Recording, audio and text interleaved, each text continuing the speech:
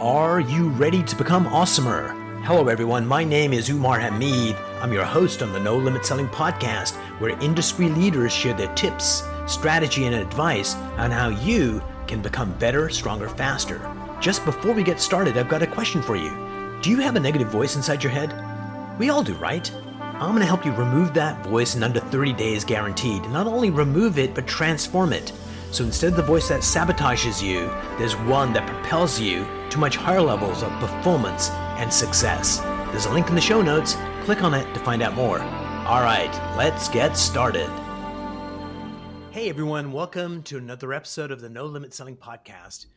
Now you may have heard of Lawrence of Arabia. We've got a better one. Lawrence of Manhattan is going to be on the show in a minute.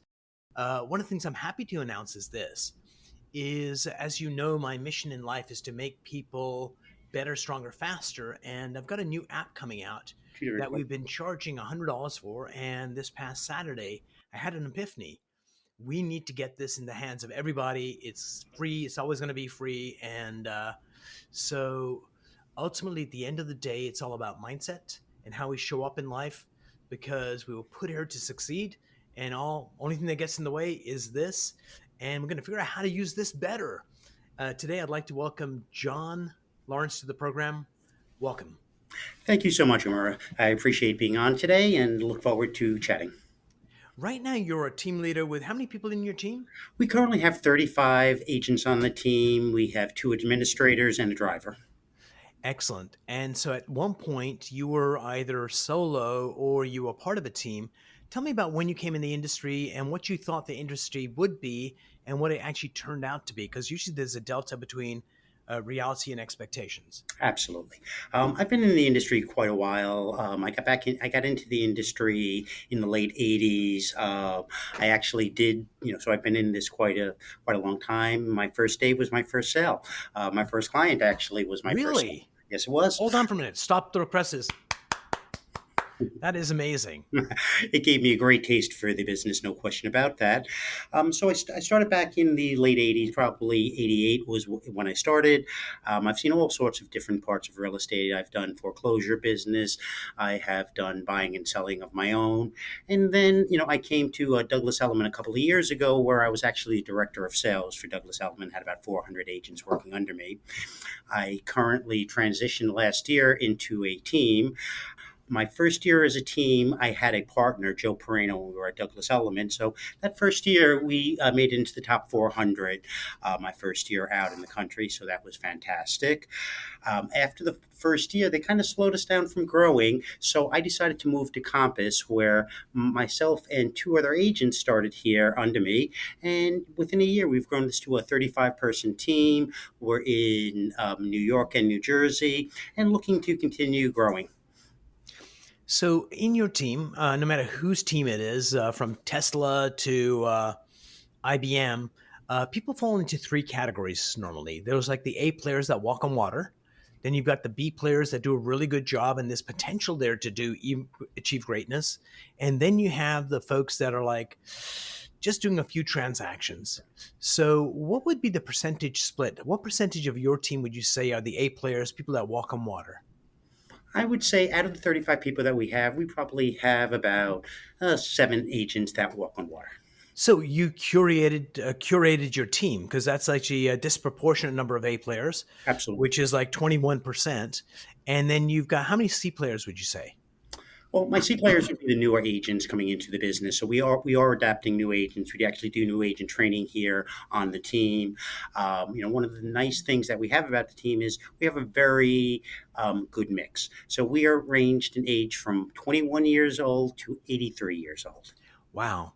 So one of the nice things about new people coming into the industry, like you being an example of getting your first sale, and people will tell you, John, you can't do that. You got to be patient. You got to do this. So sometimes being young and dumb is pretty amazing, where people come in and they just follow instructions. Tell me what to do, boss. And they're doing it and they're getting results. So it doesn't happen often. But why do you think that happens?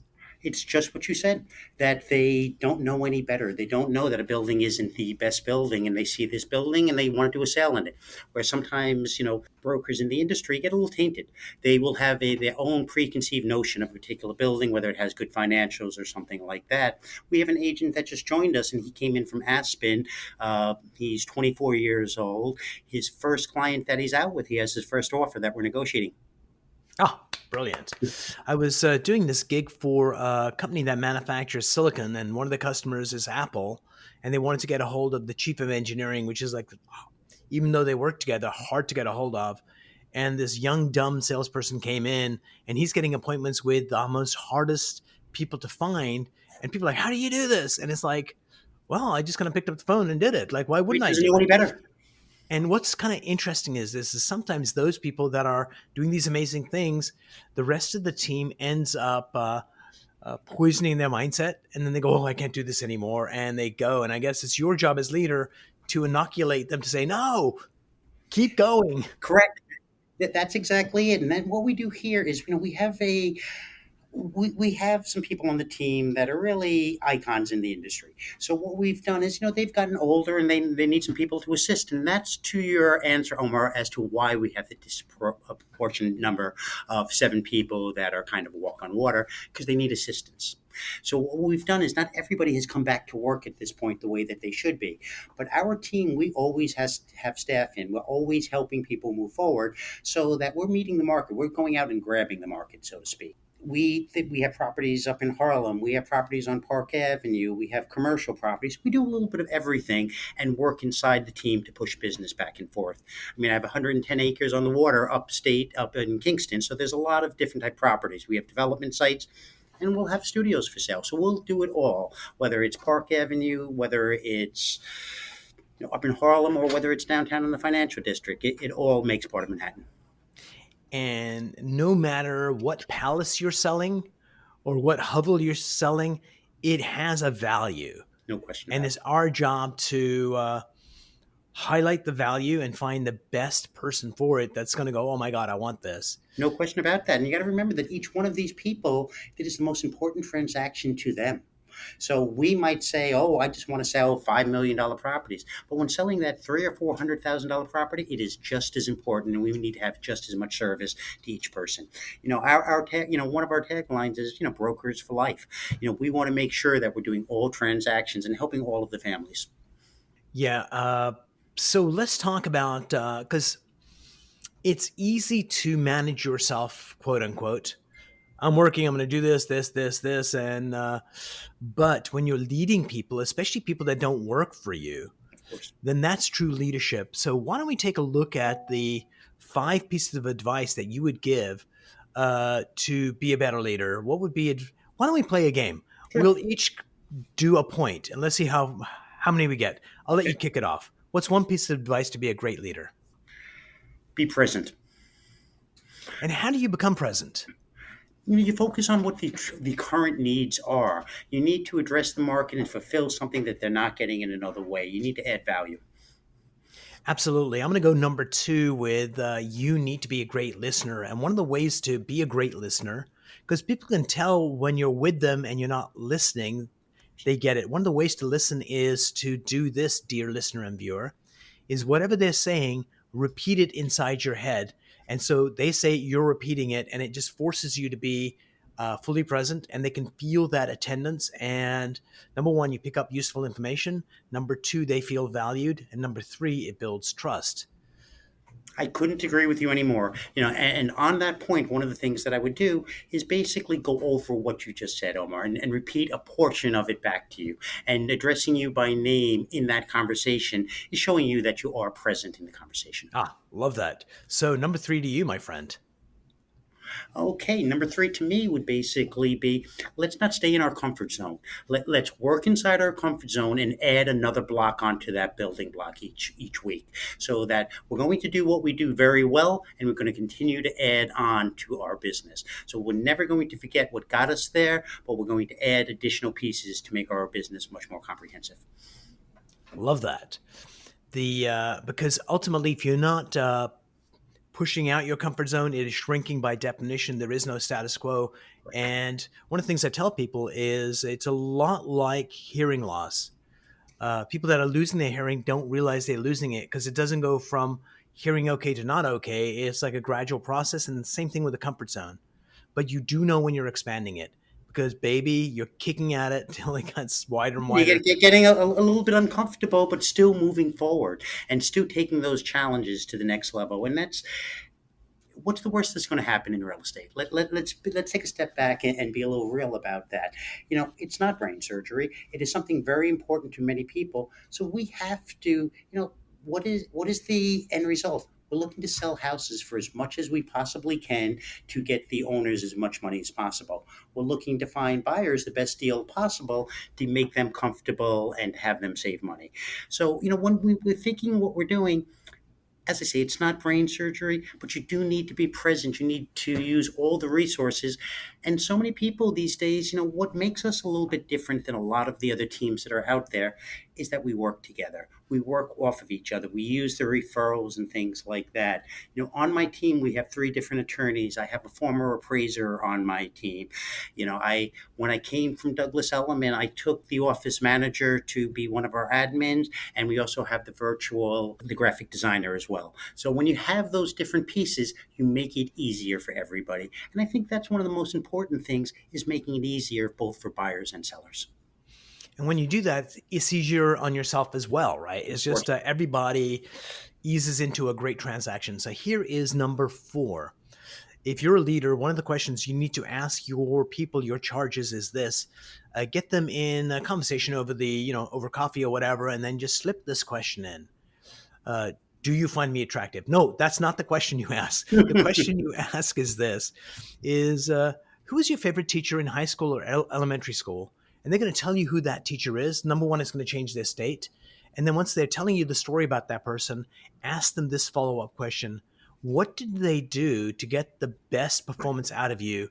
And then they'll tell you exactly what they did. And if you ask someone, what do I need to do to get the performance out of you? It's their intellect talking. When you get them back to their favorite teacher, they actually go back to that moment and reveal the truth, even to themselves. It's like, oh my God, this is what he did or she did. So that's a way. You need to know the people you lead. And that's a freaking good question. Thoughts on that, John? I like it very much. Omar. As you were saying it, I went back and I saw Mrs. Mason, Oh, I love it. my fifth grade teacher. And absolutely, it does put you in a place to be, accepting and to want to learn. And, from each of it, I think we all have something different to bring into it. That's why, our team is a very diverse team, and the diversity actually opens up the markets to us. We have people doing senior living. We have people doing rentals. So we try to, basically cover all aspects. Love that. So I guess number 5 is back to you. All right. So number 5, what I would say is engagement. We need to be fully engaged. How are you keeping people that want to come into the office or people that weren't coming to the office? How are you getting them back in? They need to engage. Once they engage, everybody is generally happier. We have a very large office here. We probably have about 300 desks in this office that I'm at. I've been very fortunate to be been giving a full floor here where we have the downstairs, for the Lawrence team. That being said, the energy that we bring in is contagious. There are people that have joined the team who've been in this company for many, many years. They just see the energy that we bring to the table and how we work together and push business to each other. And that's what everybody wants. Brilliant. And I think, yeah, that engagement is so important. I'm going to add to that and kind of go off you to get number 6. Ultimately, at the end of the day, what you need to do is to bring all these independent people together. Sounds like you've done that as one team. And if you can do this one magic trick, most of the time, even in corporations when it's not independent operators, when you take a look at, let's say, the management team, you see the best and the brightest. But when they come together, the whole is less than the sum of the parts because there's like office politics and friction and all that bullshit. But if you build a culture that allows people to come together where they'll take a bullet for each other, even though they're independent contractors, what you'll get is camaraderie. What you'll get is, as smart as you are, John, your team is smarter than you. And if Absolutely. anybody's got a problem, if it's Ask John, he's going to have an answer. But if you get the team together, the wisdom of the whole is going to be so much better. And if you can get that kind of team together, that's how you outthink and how you outpace the competition is come together as one unit with the intent of helping other people in that team win. And that's how you build a freaking amazing team. There's no question about that, Omar. It's something that it's exactly what we're concentrating. We have subcommittees on the team. We do social work. We have social media committees. We have social committees so that we all can get together after work and things like that. It's something that empowering each other is a wonderful power to have. All right. To you, my friend. Okay. Number 7. Okay. For number 7, I would say that,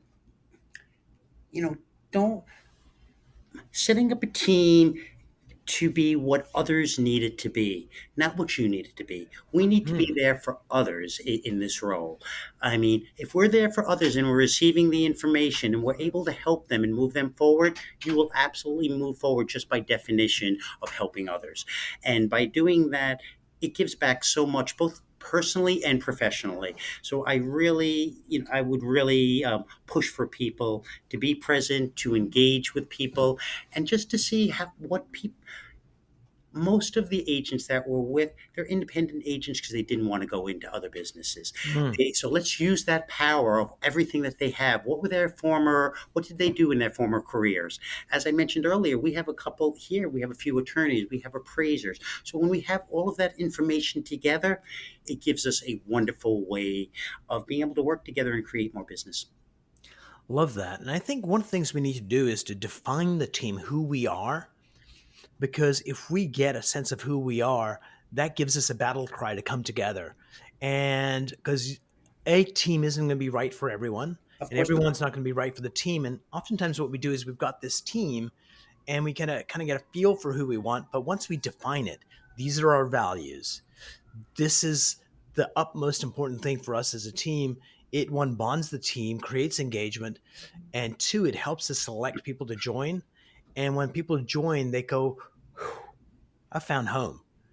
And that's where we get people staying, because earning $1 more isn't as important as being with family.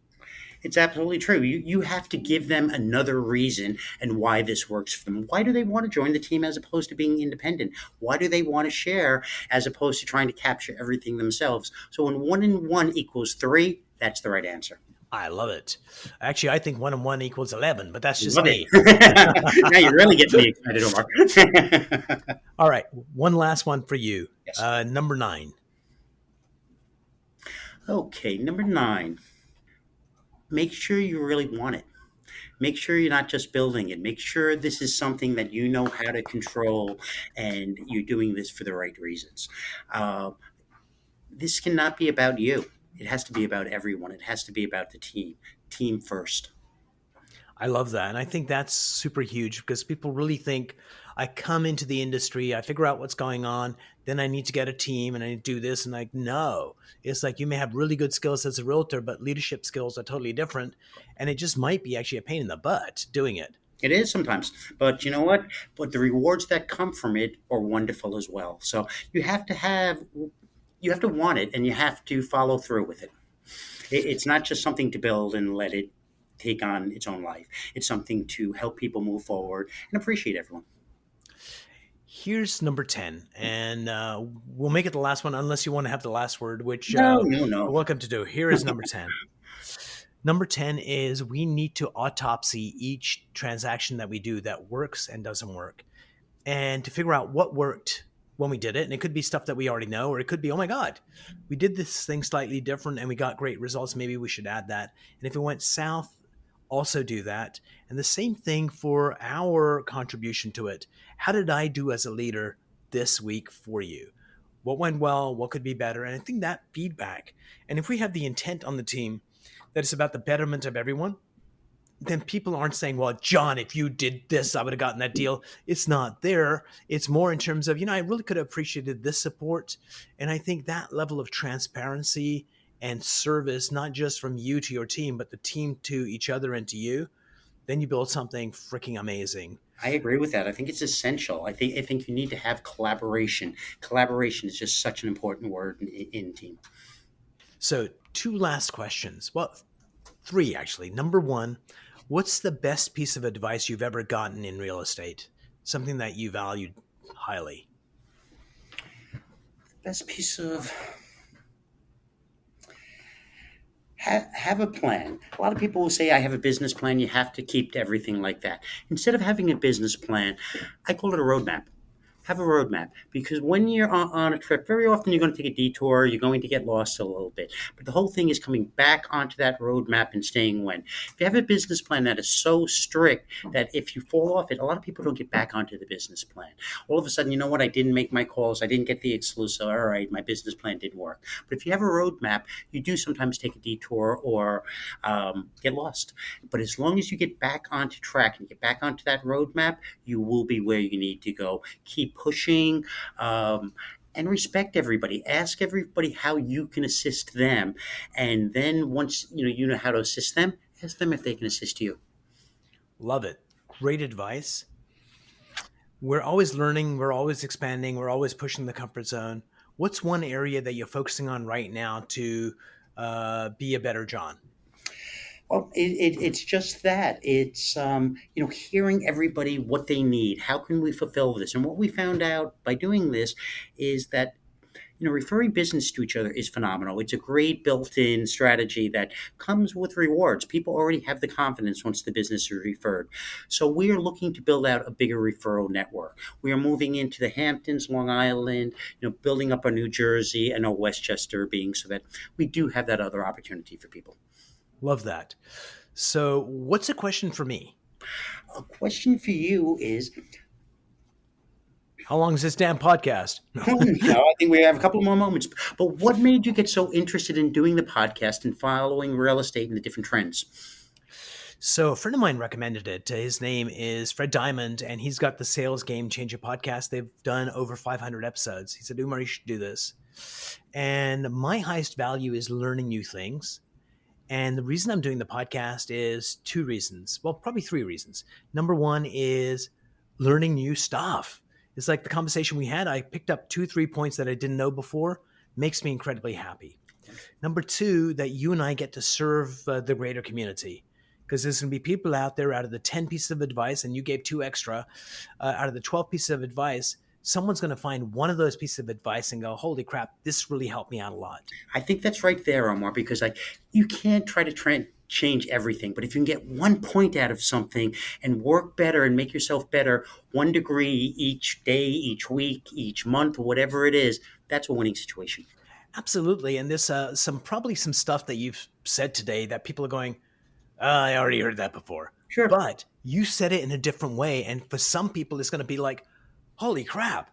Oh my God, I can finally understand what people are saying. So we need different voices because there's like 8 billion people out there. Exactly. And the third thing is, it's a really good way to really meet a lot of people and meet a lot of realtors, because our core business very much is mindset, because mindset is the number one most important thing that you can do. And I'll tell you a quick mindset story before we pass.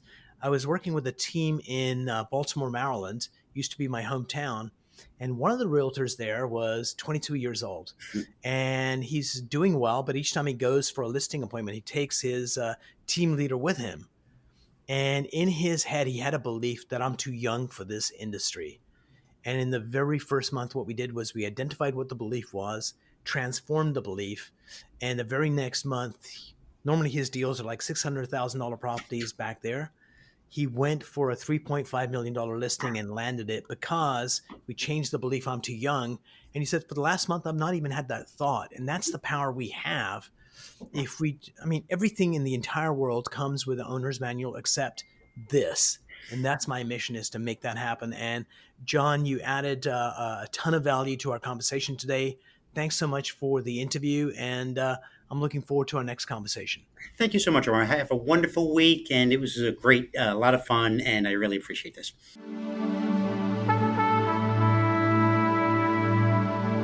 If you enjoyed this episode, please go to iTunes and leave a 5-star rating. And if you're looking for more tools, go to my website at nolimitselling.com. I've got a free mind training course there that's going to teach you some insights from the world of neuro-linguistic programming, and that is the fastest way to get better results.